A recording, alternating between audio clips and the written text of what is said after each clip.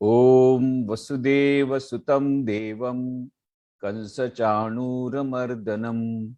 देवकी परमानंदम कृष्णं वंदे जगद्गुरुम। आज जन्माष्टमी के शुभ अवसर पर यह जो कार्यक्रम आयोजित हो रहा है, सबसे पहले तो आस्पी चैरिटेबल ट्रस्ट एवं rotary club of Bombay north west Malad, इनको मैं हार्दिक अभिनंदन देना चाहूंगा इस व्याख्यान श्रेणी का आयोजन करने के लिए, और धन्यवाद देना चाहूंगा कि मुझे यह अवसर प्रदान किया है, मैं अपने विचार आपके समक्ष रख सकूं। विशेष करके आज एक महान दिन है, श्री कृष्ण जन्माष्टमी का दिन, और जैसा कि अब आपने सुना, नंद घेर आनंद गयो, नंद घेर आनंद भयो, जय कन्हैया लाल की, हाथी दिया घोड़ा दिया और दिया पालकी, ये सब कल सुबह हम लोग सुनने वाले हैं। आज रात को 12 बजे श्री कृष्ण भगवान का जन्म होगा। तो इस आनंद के अवसर पर आप सभी को हार्दिक बधाई। नूतन श्याम सनातन, नूतन समय सनातन श्याम, बहुत ही अच्छा विषय है। श्याम तो सनातन है, उनका संदेश भी सनातन है और उसकी प्रासंगिकता भी सनातन है। हमारे सनातन धर्म में एक बहुत अच्छा एंटीवायरस सिस्टम है। कोई भी कंप्यूटर में आप देखेंगे कि वायरस घुस जाता है, और आपके मोबाइल में या कंप्यूटर में वायरस यदि आ गया तो फिर फंक्शनिंग ठीक नहीं होता। परंतु सनातन धर्म में एक एंटीवायरस सिस्टम इस प्रकार से रखी गई है कि जैसे ही कुछ भी हानि होने की प्रतीति होती है, तुरंत एंटीवायरस सिस्टम चालू हो जाता है ऑटोमेटिकली। यदा यदा हि धर्मस्य ग्लानिर्भवति भारत अभ्युत्थानम धर्मस्य तदात्मानं सृजाम्यहम् परित्राणाय साधूनां विनाशाय च दुष्कृतां धर्म संस्थापनार्थाय संभवामि युगे युगे। भगवान श्री कृष्ण कहते हैं अर्जुन को चौथे अध्याय में, भगवत गीता के चौथे अध्याय में, हे अर्जुन, तुझे याद नहीं है तेरे जन्म, हमारे तुम्हारे दोनों के बहुत जन्म हो चुके। मैं बारंबार जन्म ग्रहण करता हूं इस पृथ्वी पर। कब? यदा यदा ही धर्मस्य ग्लानिर्भवति भारत। हे भारत, जब जब धर्म की ग्लानि होती है, अधर्म पनपने लगता है, तब धर्म की पुनः प्रतिष्ठा के लिए मैं स्वयं अवतार लेता हूं, स्वयं जन्म लेता हूं पृथ्वी में। और क्या करता हूं? परित्राणाय साधुना विनाशाय च दुष्कृताम, दुर्जनों के विनाश के लिए, सज्जनों की रक्षा के लिए मैं बारंबार जन्म लेता हूं। तो यह जो सनातन ईश्वर सनातन श्याम के रूप में आते हैं द्वापर में, और रावण और कुंभकर्ण का जिस प्रकार से विनाश किया था त्रेता युग में श्री राम के रूप में, अभी शिशुपाल दंत वक्त्र के रूप में जो आए, वही रावण कुंभकर्ण, उनका भी वध करते हैं, कंस का वध करते हैं, कई राक्षसों का वध करते हैं। और तो और हमारे भीतर में जो बैठे राक्षस हैं, काम क्रोध लोभ मोह मद मत्सर, इनका नाश कैसे करना, इसका शाश्वत संदेश भगवत गीता के माध्यम से देते हैं। ये शाश्वत श्याम, इनका संदेश भी शाश्वत है। और आज विशेष करके वर्तमान परिस्थिति में जब हम तनाव से ग्रसित हैं, वैसे तो आधुनिक मानव तनाव से ग्रसित है, किसी को भी पूछो कैसे हो, तो बोले टेंशन में हूं। एक छोटी सी बच्ची को मैंने पूछा हाउ आर यू, बोला आई एम इन टेंशन। है, इतनी छोटी सी बच्ची, तुम भी टेंशन में। अरे तुम्हारे ग्रैंड पेरेंट्स, उनका मैं समझ सकता हूँ, दादा दादी कब उनको ओल्ड एज होम में डाल देंगे, कुछ ठीक नहीं है तो वो टेंशन में रहते हैं, ठीक है। तुम्हारे पिताजी का टेंशन समझ सकता हूँ, कब वीआरएस आ जाएगा कुछ ठीक नहीं है। आजकल वीआरएस आता है, compulsory VRS, compulsory volunteer retirement scheme. तुम्हारे मम्मी का मैं टेंशन समझ सकता हूँ क्योंकि सास का मैनेजमेंट, हस्बैंड का मैनेजमेंट, बच्चों का मैनेजमेंट, फाइनेंशियल मैनेजमेंट, और सबसे बड़ा तो काम वाली मिलती नहीं है आजकल काम वाली का मैनेजमेंट, ये सब तुम्हारी मम्मी का टेंशन। तुम्हारा क्या टेंशन है? तो बोलती है मैं स्वामी जी अभी सीनियर केजी में हूँ पिछले वर्ष जूनियर केजी में थी, फर्स्ट क्लास फर्स्ट आई थी, मम्मी ने कहा इस बार भी फर्स्ट क्लास पास आना है, तो बहुत टेंशन में होती है। टेंशन का युग है, छोटे बच्चों से लेकर के बड़े बूढ़े तक सब टेंशन में। पर अभी वर्तमान में और टेंशन बढ़ गया, एक नया टेंशन आया, कोरोना वायरस पैंडेमिक। सभी लोग उससे चिंतित हैं। तो ये जो समस्याएं आती हैं उनसे जूझने के लिए भगवान श्री कृष्ण हमको आह्वान करते हैं। अर्जुन के माध्यम से उनका संदेश हमारे तरफ आता है। सर्वोपनिषदो गावो दुग्धा गोपाल नंदन पार्थो वत्स सुधीर भोक्ता दुग्धम गीता अमृतम महत्। भगवत गीता के महात्मा में बहुत सुंदर श्लोक कहा गया कि यह भगवत गीता क्या है? ये उपनिषदों का सार है। उपनिषत्सु, यह जो गाय है, यह उपनिषद रूपी गाय, इसका दोहन कौन करता है? अरे दोहन और कौन करेगा? गोपाल ही तो करेगा। गोपाल का मतलब ही होता है जो गाय का पालन करता हो। तो गाय का पालन जो करता है वही तो दोह सकेगा।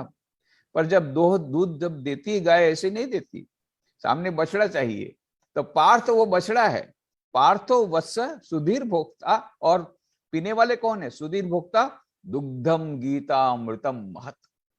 ये अमृत रूपी जो दुग्ध रूपी अमृत गीता का, ये पीने वाले जो लोग भगवत गीता का पाठ करते हैं, ये सब धन्य हैं, ये सब सुधीर लोग हैं, ये सब इसका भगवत गीता का वह पान करते हैं। दुग्धम गीता अमृतम महत्, उपनिषद रूपी गाय का दोहन करते हैं भगवान श्री कृष्ण। और उसमें से उन्होंने जो संदेश हमको दिया, शाश्वत संदेश शाश्वत श्याम ने, वो आज बहुत महत्वपूर्ण का है। जब ये टेंशन का युग है, तनाव का युग है, विशेष करके पेंडेमिक के कारण सारा विश्व, सभी देश इससे आक्रांत हो गए हैं, थर्ड वेव की तैयारी है। हम प्रार्थना यही करते कि ना आए, पर तैयारी तो पूरी रखनी पड़ेगी, सामना करना पड़ेगा, बहादुरी पर सामना करना पड़ेगा। सामना करने का मतलब नहीं, ये नहीं कि हम उसको इनवाइट करें थर्ड वेव को या कोरोना वायरस को इनवाइट करें फाइट करने के लिए, नहीं।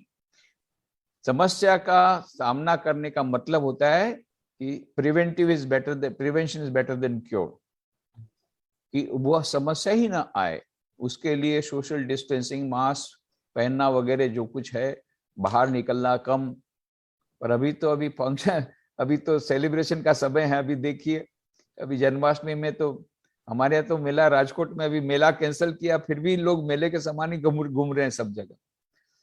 तो इसके बाद में तो अभी तो पता नहीं दुर्गा पूजा में क्या होगा, उसके पहले तो गणपति में क्या होगा, गणेश पूजा में क्या होगा, फिर दुर्गा पूजा में क्या होगा, दिवाली में क्या होगा, पता नहीं। जो भी होगा, तो इसमें यदि हम लोग सावधान यदि रह सकते हैं तो ये सावधानी बरतना सोशल डिस्टेंसिंग का ख्याल रखना, मास्क पहनना, ये सब है how to fight with corona virus pandemic. तो फिर भी ये सब सावधानी रखने के बाद भी यदि आता है तो क्या करें? डरना नहीं है, घबराना नहीं है। भगवान श्री कृष्ण कहते हैं कि डटकर मुकाबला करना है, कोई भी समस्या का डटकर मुकाबला करना है, कायर मत बनो। यह तो उसी से पहला अध्याय है, अर्जुन विषाद योग। अभी तो हम लोग सब विषाद में हैं, तो अर्जुन विषाद योग तो हो ही गया शुरू, हमारा पहला अध्याय। We are now fit for receiving the message of Shri Krishna of Bhagavad Gita. पहला अध्याय अर्जुन विषाद योग। ये अर्जुन को जैसे विषाद आ गया था, हाय क्या होगा, हाय क्या होगा, इतना बड़ा पैंडेमिक आ गया, यदि हो गया, घर वालों को हो गया, हमको हो गया, पड़ोस को हो गया, तो क्या होगा। तो यह जो समस्या, यह जो चिंता आई है, जैसे अर्जुन का आई थी, हाय क्या होगा, रोना धोना शुरू कर दिया, क्योंकि सब देखा। पहले तो बड़ा शेखी पूर्वक बोला ले जाओ अर्जुन, श्री कृष्ण अर्जुन को बोलता है, अर्जुन बोलता है श्री कृष्ण भगवान को, ले आओ मेरा रथ बीचों बीच रखो, मैं देखो तो सही ये दुर्बुद्धि दुर्योधन और वो गए बाकी सब लोग कौन कौन आए हैं लड़ने के लिए, जरा उनको तो देखो तो सही। बड़ा एकदम गौरवपूर्वक बोलता है। जहां सामने देखा इतनी बड़ी सन्यास सेना तो घबरा जाता है और फिर प्रवचन देता है। श्री कृष्ण भगवान को ही प्रवचन, आजकल यही हो रहा है, चेले लोग गुरु को प्रवचन देते हैं।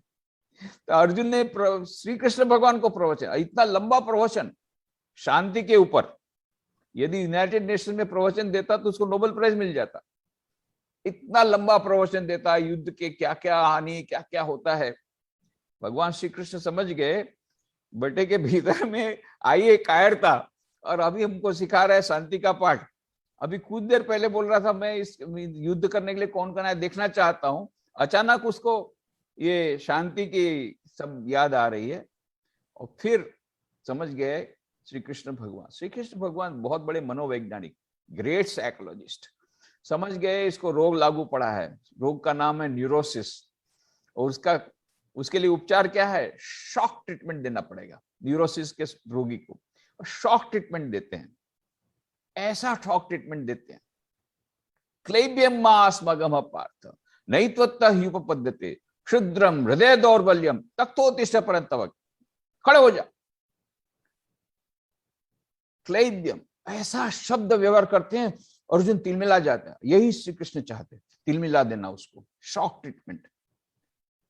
क्लैब्यम मास्मगम पार्थ, पार्थ तू नामर्द मत बन, का पुरुष मत बन, इससे ज्यादा खराब शब्द नहीं हो सकता।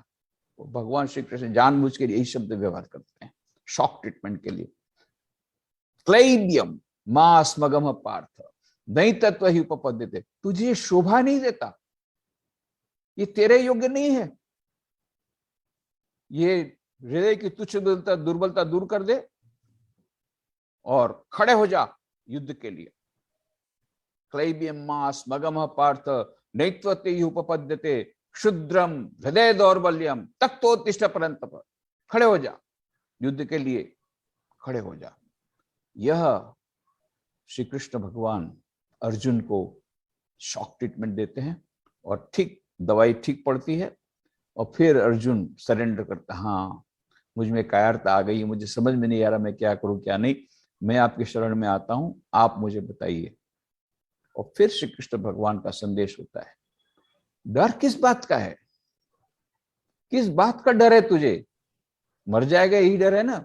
स्वामी विवेकानंद कहते हैं कि if death comes, that is the worst of our miseries, let it come, we are determined to die again। हम मृत्यु का सामना करने को तैयार है, वो तो एक दिन तो आएगी ही। अरे आज कोरोना से नहीं मरोगे तो कल टाइफाइड से मरोगे, परसों मलेरिया से मरोगे, हार्ट अटैक से मरोगे, एक्सीडेंट में मरोगे, मरना तो निश्चित है। पर कौन मरेगा, आत्मा कभी मर नहीं सकती, आत्मा को कोई मार नहीं सकता, और देह जो है वो मरना ही है। सबसे ज्यादा कोई निश्चित वस्तु इस संसार में है तो वो है मृत्यु। जातस्य ध्रुव मृत्यु ध्रुवम जन्मो मृत्यस्य च तस्माद् परिहार्यते न त्वं शोचितुमर्हसि। अर्जुन, जिसका भी जन्म हुआ है उसकी मृत्यु निश्चित है, जिसकी मृत्यु होती है उसका जन्म निश्चित है, अतः चिंता करने की क्या बात है। मृत्यु होगी तो इस देह की होगी, आत्मा तो अजर अमर आत्मा, सब समय वह कभी उसकी मृत्यु नहीं होती, अजर अमर आत्मा, यह तेरा मूल स्वभाव है।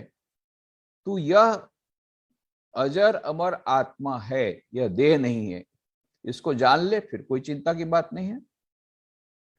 अरे कोई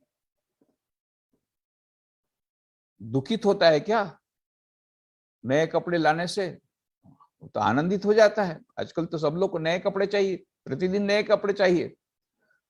तो ये मृत्यु मतलब क्या होता है, मृत्यु का मतलब है वस्त्र बदलना। वासांसि जीर्णानि यथा विहाय नवानि गृह्णाति नरोपराणि तथा शरीराणि विहाय न जीर्णानि अन्यानि संयाति नवानि देहि।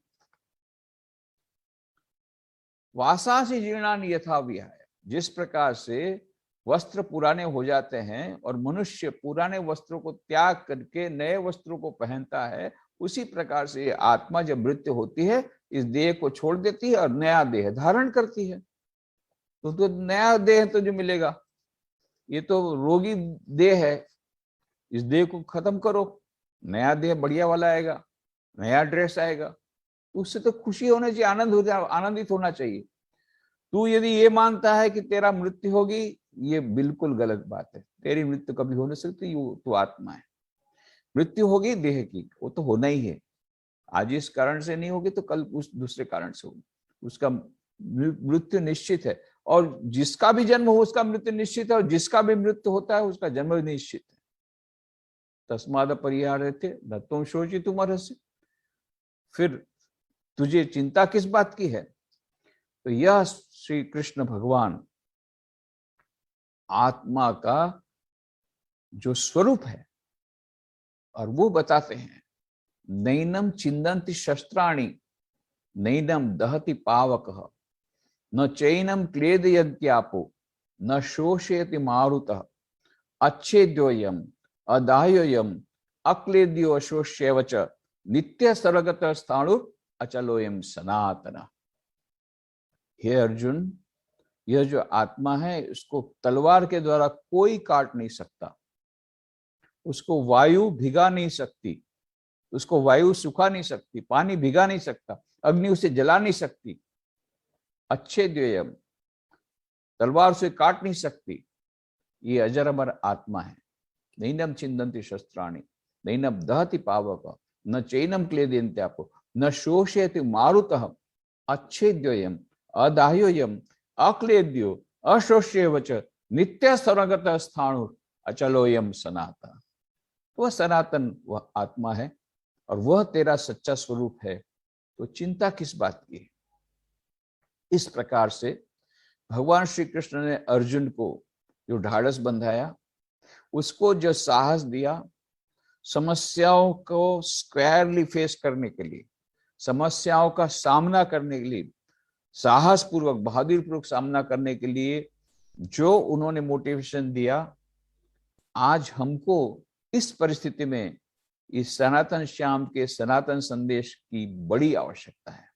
और इसीलिए श्रीमद् भागवत में तो उनकी सुंदर लीला का वर्णन है, परंतु 12 स्कंद है, उसमें विशेष करके 10वें स्कंद में उनकी लीला का वर्णन, उन्होंने स्वयं किस प्रकार कितनी समस्याओं का समाधान किया, कितनी समस्याओं का उन्होंने सामना किया। उनका जो कुछ भी संदेश है गीता का, उस संदेश के वाहक स्वयं उनका जीवन है, स्वयं श्री कृष्ण है। उन्होंने अपने जीवन में करके दिखाया है। जो कुछ भी उन्होंने कहा, चाहे स्थित प्रज्ञ के लक्षण बताए तो उनमें प्रकट हुए हैं। उन्होंने बताया बहादुरी पूर्वक समस्याओं का समाधान करना, तो समस्याओं का सामना करना तो उन्होंने किया है।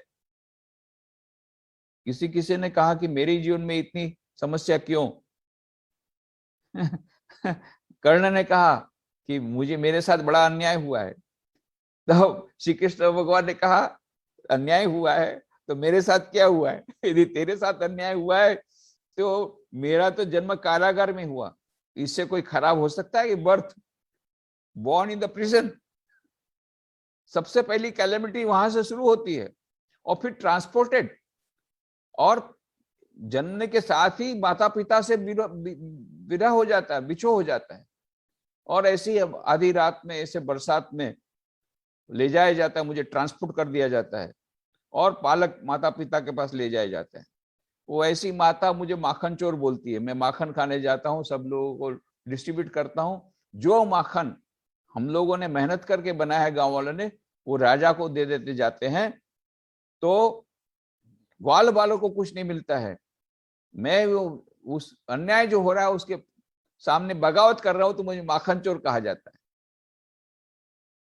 और तो और बाकी सब लोग भी पीछे लगते हैं, गोपियां भी पीछे लगती है कि तेरा लड़का माखन चोर है। और एक के बाद एक, पहले तो पूतना आती है, पूतना का वध करना पड़ता है, और भी कितने सारे राक्षस आते हैं, राक्षस का वध करते करते इनका जीवन गया। उसके बाद में कंस का वध करते हैं, और he is not a king, he does not become a king, he becomes king maker। वो उग्रसेन को, उनके पिताजी को राज दिलाते हैं, वो खुद राजा नहीं बनते हैं, दिलाते हैं उनको, मथुरा का राजा उनको बनाते हैं। उग्रसेन को बनाते हैं। तो he is a king maker, दूसरों को राज देते हैं। इस प्रकार से उनका जीवन ही पूरा समस्याओं से घिरा हुआ। कैसा, किस प्रकार से उन्हें बहादुरी पूर्वक समस्या का सामना किया, कितने राक्षसों को वध किया, कितने राक्षस, एक के बाद एक कैलेमिटी उनके जीवन में आती है। फिर गोकुल में थोड़ा सेटल हुए, वहां पर ये राक्षसों के डर से बाद में जाना पड़ता है वृंदावन। फिर बाद में वृंदावन भी छोड़ना पड़ता है। और एक बार भी बाद में वृंदावन में इतनी अच्छी, इतनी मधुर लीला हुई गोपियों के साथ 11 साल की उम्र में। उसके बाद वृंदावन छोड़ के जाना पड़ा मथुरा, कर्तव्य निभाने के लिए, कंस का वध करने के लिए उसी में। और फिर इधर जरासंध कितनी बार उन पर आक्रमण करता है। तब उनको देखा उन्होंने कि लोगों के रक्षण के लिए वे जाते हैं, चले जाते हैं द्वारका नगरी का, द्वारका जाते हैं और द्वारका में जाकर के नई नगरी का पूरा निर्माण करना पड़ता है। और फिर उनको नाम दिया जाता है रणछोड़, जो रण छोड़ करके चले गए। अरे वो तो गए थे लोगों के कल्याण के लिए, कि भाई लोग बेचारे परेशान हो गए थे बारंबार युद्ध करते करते, तो इसलिए फिर भीम के द्वारा तो उसका वध करा दिया जरासंध पर। इधर दरबार के इतनी सुंदर सोने की नगरी का उन्होंने सृजन किया। अभी थोड़ा सा शांति का टाइम आया नहीं था, तो यादव लोग अपने आप में लड़ने झगड़ने लगे। इसके बीच में महाभारत का युद्ध होता है। महाभारत के युद्ध में कितनी कितनी समस्या आती है, क्या करें, युद्ध न हो इसके लिए कितना प्रयत्न किया। गए शांति दूत बन करके दुर्योधन के पास कि ऐसा कर दुर्योधन, केवल 5 गांव दे दे पांडवों को, बस 5 गांव, उसी से लोग संतुष्ट हो जाएंगे। मैंने उनको समझा दिया है कि शांति चाहिए, तुम शांति से रहो, केवल 5 गांव तू दे दे, बस मैंने उनको समझा दिया है, परंतु युद्ध मत कर, युद्ध से लाखों लोग वह उनका खून बहेगा। दुर्योधन कहा 5 गांव सुई की नोक के बराबर जमीन में देने को तैयार नहीं हूं, और मुझे तो लड़ाई करनी है, किसी भी बहाने मुझे लड़ाई करनी है, युद्ध करना ही है मुझे। तब देखा श्री कृष्ण भगवान ने फिर अपना वह विश्वरूप भी दिखाया। अर्जुन को विश्वरूप दिखाया था, अर्जुन एकदम से गिड़गिड़ा करके प्रार्थना करने लग गया। इधर दुर्योधन को भी विश्वरूप दिखाया, बोले अरे ये तो मायावी है, जादूगर है, अपनी जादू दिखा रहा है। भक्ति आने के बदले और भी गाली देना शुरू किया उसने। तब श्री कृष्ण भगवान समझ गए इसका काल उसको बुला रहा है। तब युद्ध होता है। 18 अक्षौणी सेना, लगभग 47 लाख सैनिकों का निधन हो जाता है, खून की नदियां बहती है। बहुत प्रयत्न किया।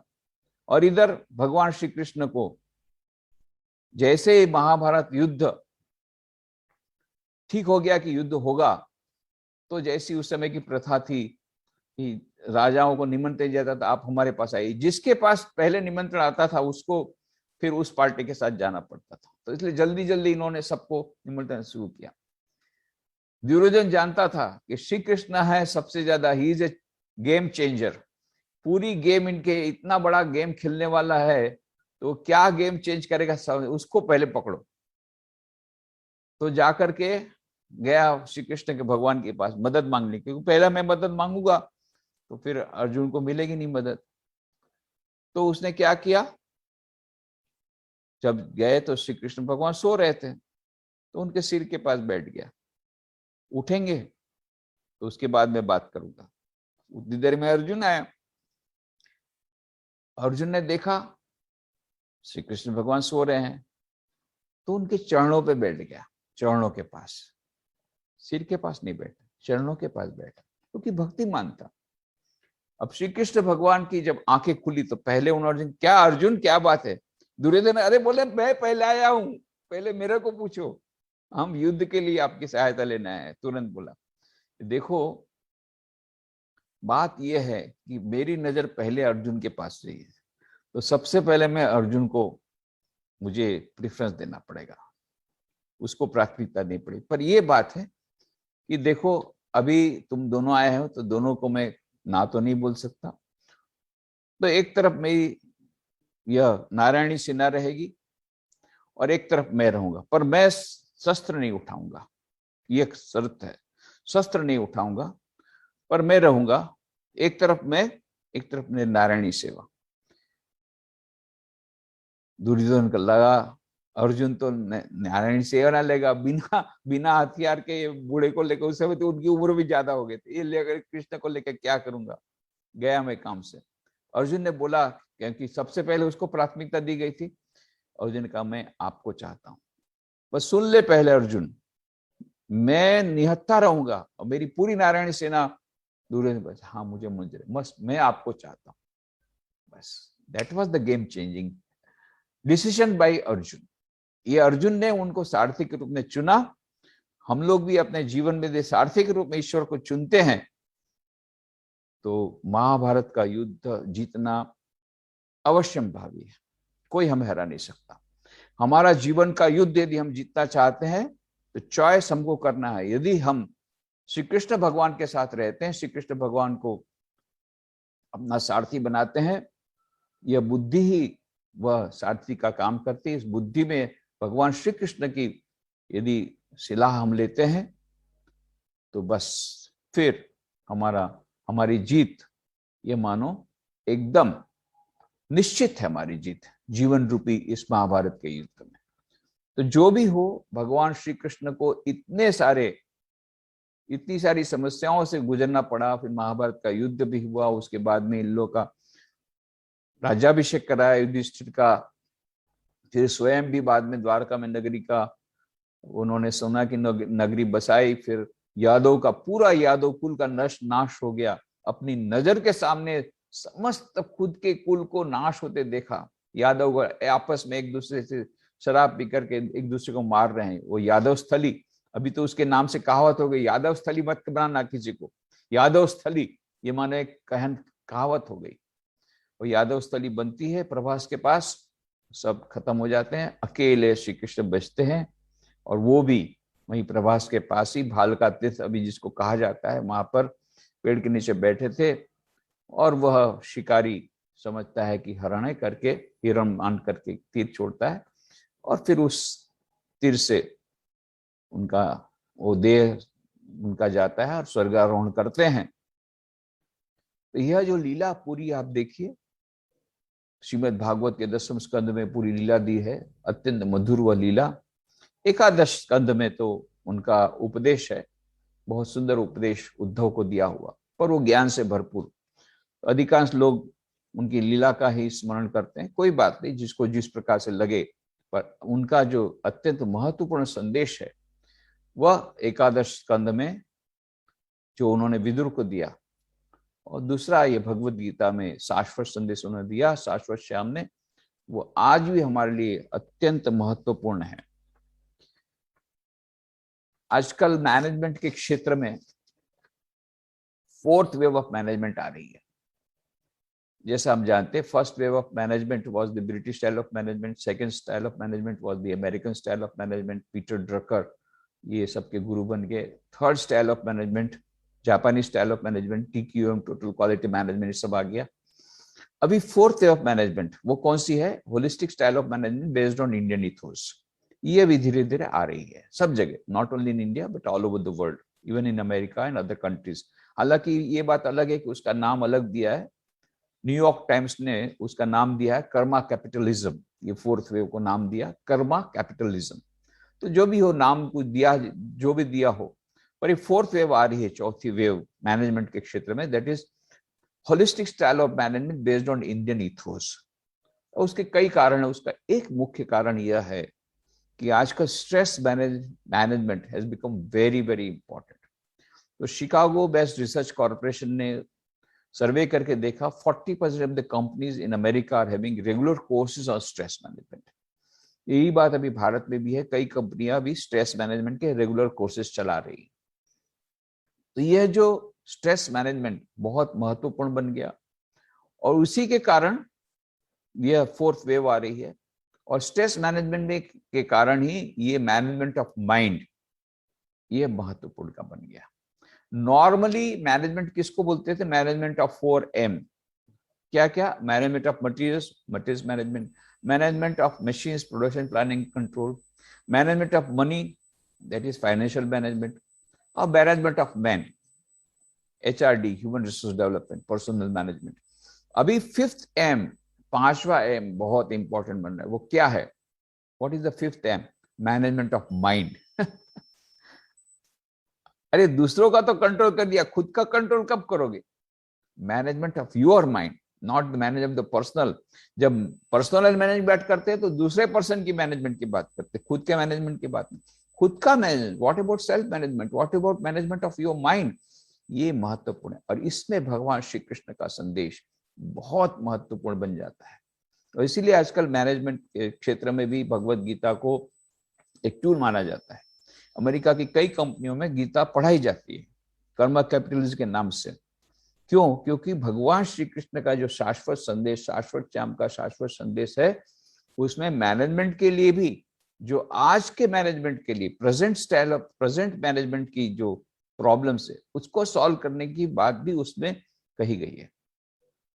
जैसे कि वहां पर बताया गया, अर्जुन क्या बोलता है? अर्जुन कहता है कि हे भगवान, आपने 6ठे अध्याय में जब भगवान ने कहा किस प्रकार से ध्यान करने से मन नियंत्रित हो जाता है, कैसे ध्यान करना चाहिए, जिस प्रकार से शांति मिलती है, तो अर्जुन ने क्या कहा? वही जो हम लोग कहते हैं वही बात, बट हम कहते हैं ना, कोई भी बात कही जाए तो बट, वैसे अर्जुन ने कहा आपकी बात तो सच है, परंतु क्या परंतु? चंचलम ही मना कृष्ण प्रमाति बलवद दृढ़ तस्याहम निग्रहम मन्ये वायोरीवस्तु दुष्करम। आपने बात तो कही, ये ध्यान करने की, मन को नियंत्रित करने की बात बहुत अच्छी है, परंतु मेरा मन तो इतना चंचल है, इस मन को नियंत्रित करना मैं उतना कठिन मानता हूं जितना कि अपनी मुट्ठी में वायु को नियंत्रित करना। वायोरीवस्तु दुष्करम, दुष्करम नहीं, सुदुष्करम, उससे भी माने बहुत ही ज्यादा कठिन मानता हूं। सुदुष्करम, किस चीज को? अपने मन को नियंत्रित करने को। किस प्रकार से? मुट्ठी में जैसे वायु को नियंत्रित करना जितना कठिन है, उससे भी ज्यादा कठिन मैं मानता हूं अपने मन को नियंत्रित करना। और तब भगवान श्री कृष्ण क्या बोलते हैं? वो नहीं कहते क्या कायर के संबंध बात करता है, का पुरुष मत बन, नामर्द मत बन, जैसा द्वितीय अध्याय में कहा था। नहीं, ये 6ठे अध्याय में जब ये बात बोलते हैं अर्जुन, तो क्या कहते हैं श्री कृष्ण भगवान? असंशय महाबाहो मनो दुर्निग्रहम चलम अभ्यासेन तो कौन्तेय वैराग्य च गृह्यते। हे अर्जुन, तेरी बात बिल्कुल सच है। असंशय महाबाहो मनो दुर्निग्रहम चलम, इस चंचल मन को नियंत्रित करना बहुत कठिन है, बहुत कठिन है। श्री कृष्ण भगवान भी बोलते हैं, परंतु असंभव नहीं है। क्या है? 2 उपाय बताते हैं। अभ्यासेन तो कौन्तेय वैराग्येण च गृह्यते। अभ्यास और वैराग्य, इन 2 उपायों के द्वारा इस मन को नियंत्रित किया जा सकता है, असंभव नहीं है। और यही 2 उपाय पातंजल योग सूत्र में हम पाते हैं। अभ्यास वैराग्याभ्याम तन निरोध, मन के निरोध के लिए 2 उपाय वहां भी बताए, अभ्यास एवं वैराग्य। तो अभ्यास का मतलब क्या होता है? अभ्यास का मतलब होता है बारंबार प्रैक्टिस करना। Practice practice practice practice makes a man perfect. तो ये बारंबार अभ्यास करना, बारंबार अभ्यास करने से धीरे धीरे धीरे हमारा मन किसी भी वस्तु को लेने में सक्षम हो जाता है और मन को नियंत्रित करना सरल हो जाता है। तो एक नियमितता यदि हमारे जीवन में दी आती है, नियमित समय पर यदि हम ध्यान करने बैठते हैं, नियमित समय पर हम अपना सब कार्य करते हैं, यह जो नियमितता आती है और हम जो प्रैक्टिस करते हैं ध्यान का, या जो कुछ भी प्रैक्टिस करते हैं, अभ्यास करते हैं, यदि नियमित अभ्यास करते हैं तो धीरे धीरे धीरे करके मन वह नियंत्रण में आ सकता है। इसे लॉन्ग टर्म प्रोसेस, ये कोई इसमें शॉर्टकट कुछ नहीं है, पर असंभव नहीं है, उस अभ्यास के द्वारा हो सकता है। और दूसरा है वैराग्य। वैराग्य का यह मतलब नहीं कि वैरागी बाबा बन गए, हिमालय में चले गए, सब घर बार छोड़ करके, वो वैराग्य की बात यहाँ भगवान श्री कृष्ण नहीं कहते हैं। वैराग्य का मतलब होता है वीतराग, मतलब अनासक्ति, आसक्ति का त्याग करने, इसका मतलब वैराग्य। अनासक्ति को लाना, यह है वैराग्य। तो ये दोनों आवश्यक है। भगवान श्री रामकृष्ण देव एक बार सर्कस देखने गए, कलकत्ता में सर्कस आया था। तो सर्कस देखते आने के बाद उन्होंने बताया भक्तों को, देखो ये मन को नियंत्रित करना बहुत कठिन बोलते हो ना, उसके लिए प्रैक्टिस करना पड़ेगा, प्रतिदिन बैठना पड़ेगा, मन लगे चाहे ना लगे, नियमित समय पर बैठना पड़ेगा, एक दो दिन की बात नहीं है। फिर उन्होंने उदाहरण दिया, देखो ये मैम, हम लोग देखे सर्कस में आए, वो मैम क्या है, घोड़े पर बैठी, घोड़े पर खड़ी हुई है, एक पैर से खड़ी है, और घोड़ा चारों ओर दौड़ रहा है, वो रिंग में, वो चारों ओर दौड़ रहा है, और तब तक में एक रिंग आती है, घोड़ा रिंग में से पास होता है। उस समय ये मैम साहब घोड़े के ऊपर से छलांग लगाती है, और घोड़ा जब रिंग में से बाहर जाता है तब फिर से उसके ऊपर आ जाती है, और फिर एक पैर से खड़ी रहती है, फिर घोड़ा चारों ओर घूमने लगता है। और ये देखो कितना कठिन काम है। पहले पहले मैम साहब जब घोड़े पर चढ़ने गई होगी तो घोड़े ने पछाड़ दिया होगा, फिर बैठना शुरू किया, बैठ करके जब घोड़ा चालू जब घूमना आता है तब बैठने का प्रयत्न किया, फिर खड़े होकर के प्रयत्न किया, फिर एक पैर से खड़े होकर के प्रयत्न किया, और फिर इस प्रकार से रिंग में से छलांग लगा करके फिर से घोड़े पर चढ़ना। कितना कठिन कार्य, पर किया कि नहीं। इसी प्रकार से अभ्यास के द्वारा धीरे धीरे धीरे हम इस मन को नियंत्रित कर सकते हैं। और दूसरा है, परंतु केवल अभ्यास के द्वारा नहीं होगा। दूसरा क्या है, वैराग्य, वीतराग, अनासक्ति, यह भी उतनी ही महत्व की है, नहीं तो नहीं होगा। मथुरा की बात है, तो मथुरा में जन्म होने वाला, तो मथुरा की याद आती है।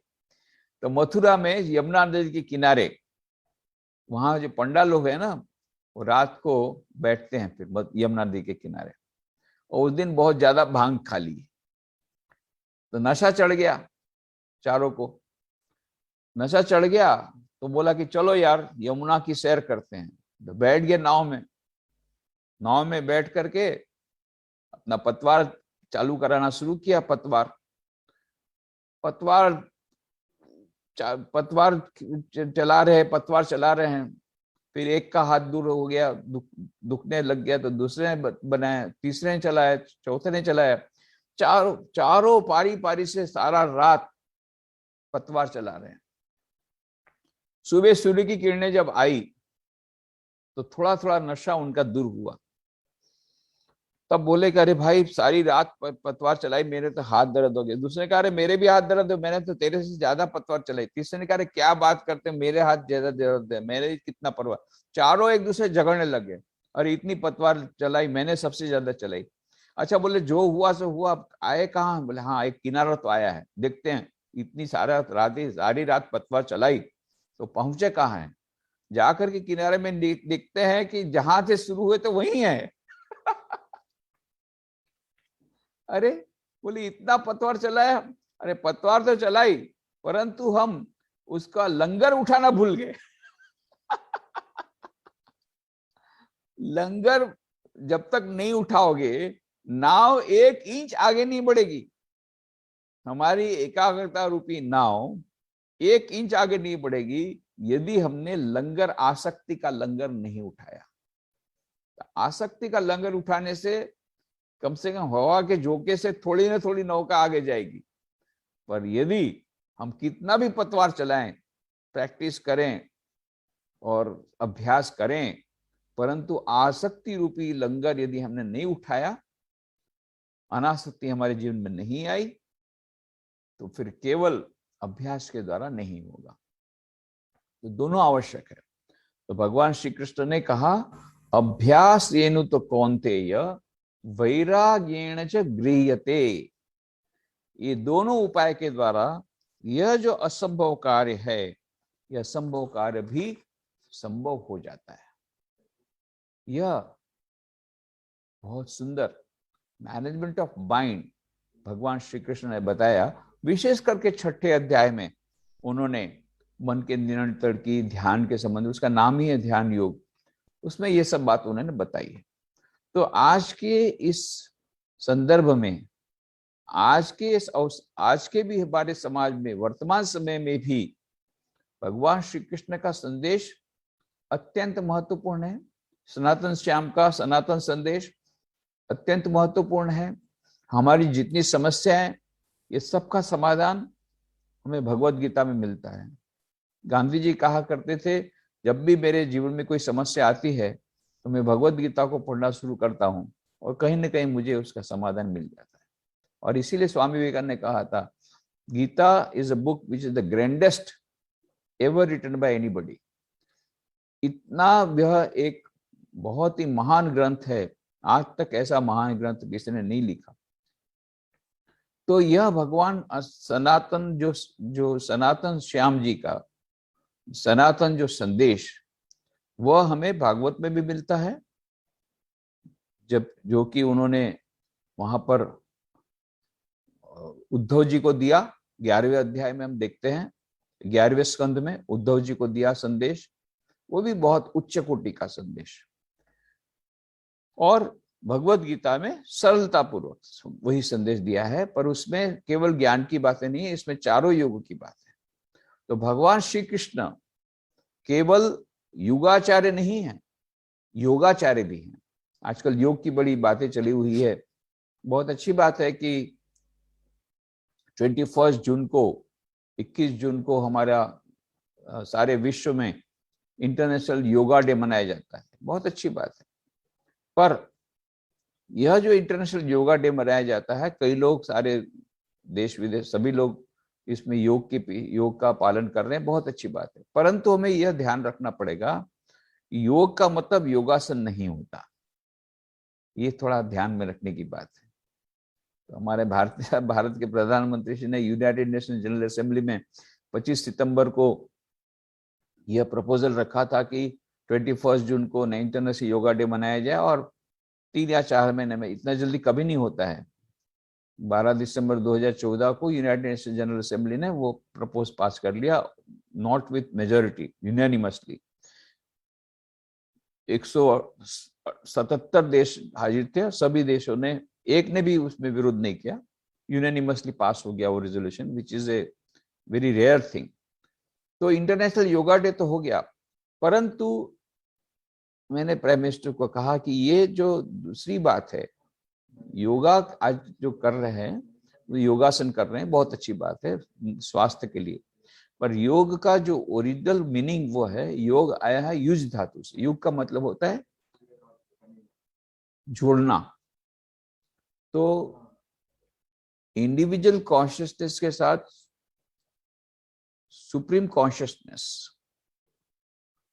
व्यक्तिगत चेतना के साथ परम चैतन्य का मिलन, व्यक्तिगत चैतन्य का परम चैतन्य के साथ मिलन, ईश्वर का जीव के साथ मिलन, यह मिलन जो है योग है। और जब ये होता है तो अनंत सुख, अनंत ज्ञान, अनंत आनंद, अनंत जीवन, जो हमारा जन्मसिद्ध अधिकार है, वो प्राप्त होता है। ये योग का अंतिम लक्ष्य है। और ये जो हम लोग योगासन बोलते हैं, वो तो राजयोग का एक भाग है, हठयोग का एक भाग है ये आसन। तो राजयोग तो यम, नियम, आसन, प्राणायाम, प्रत्याहार, धारणा, ध्यान, समाधि, पातंजलि योग सूत्र के अनुसार। पर ये भगवान श्री कृष्ण ने जो गीता में, जो योगाचार्य भगवान श्री कृष्ण ने जो बात कही है, वो 4 योग जो है, वैसे तो 18 अध्याय में 18 योग की बातें कही, हर एक अध्याय का नाम योग के ऊपर दिया गया। हर एक में ये का पहला का नाम, जैसे अर्जुन विषाद योग कहा गया, दूसरे का नाम कहा गया इति श्रीमद् भगवद गीतासु उपनिषत्सु ब्रह्म विद्यायम योग शास्त्रे श्री कृष्णार्जुन संवादे सांख्य योग नाम द्वितीय अध्याय। तो हर एक अध्याय के पहले इसी प्रकार के योग शास्त्र। तो योग शास्त्र, गीता एक योग शास्त्र भी है। पर इसमें 18 अध्याय में से यदि हम उसको समराइज करते हैं तो ये क्या है? ध्यान योग, ज्ञान योग या सांख्य योग, भक्ति योग और कर्म योग। फिर उसमें से उसके सब डिवीजन हो सकते हैं, पर मुख्यतः इन चारों योगों की बात भगवान श्री कृष्ण गीता में करते हैं।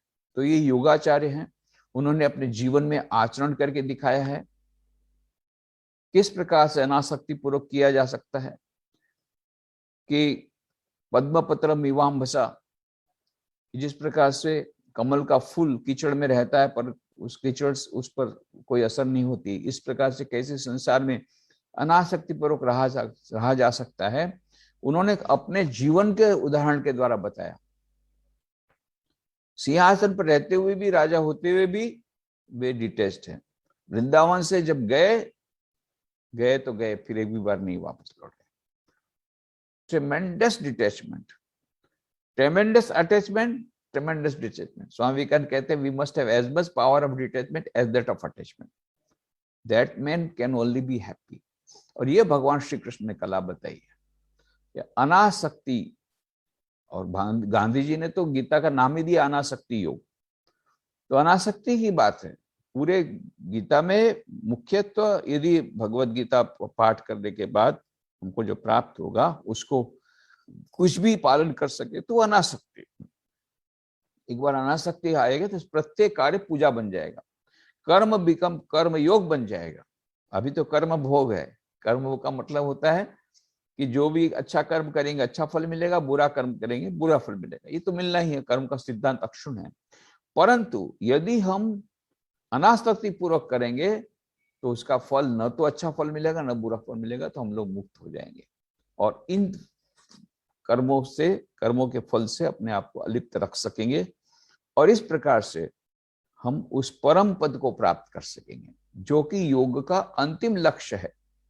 अनंत सुख प्राप्त करना, अनंत ज्ञान प्राप्त करना, अनंत आनंद प्राप्त करना, अनंत जीवन प्राप्त करना, जो कि हमारा जन्मसिद्ध अधिकार है। यह इस योग की बात योगाचार्य और युगाचार्य ऐसे सनातन श्याम ने भगवत गीता में कही है, जो कि आज हमारे लिए बहुत ही महत्वपूर्ण है। अंतिम बात, कभी कभी जीवन में ऐसी परिस्थिति होती है कि जहां पुरुषार्थ का मानो अंत हो जाता है। कभी कभी ऐसी भी हताशा निराशा आ जाती है, किसी प्रकार का मोटिवेशनल टॉक काम नहीं करता, कोई हमको मोटिवेट नहीं कर पाता, हम स्वयं भी अपने आप को मोटिवेट नहीं कर पाते। कभी ऐसी परिस्थिति होती, मनस्थिति ऐसी हो जाती है कि हमें लगता है कि बस अब सब खत्म, और हमारे पुरुषार्थ की मानो एक सीमा आ जाती है। बस ऐसा लगता है कि गए, काम से गए, और ऐसा लगता है कि बस अब सब कुछ समाप्त। हम कुछ भी करने में असमर्थ पाते हैं अपने आप को। उस समय क्या किया जाए? भगवान श्री कृष्ण ने उसका भी रास्ता बताया, उसका भी हमको यह पथ दिखाया है। कैसे?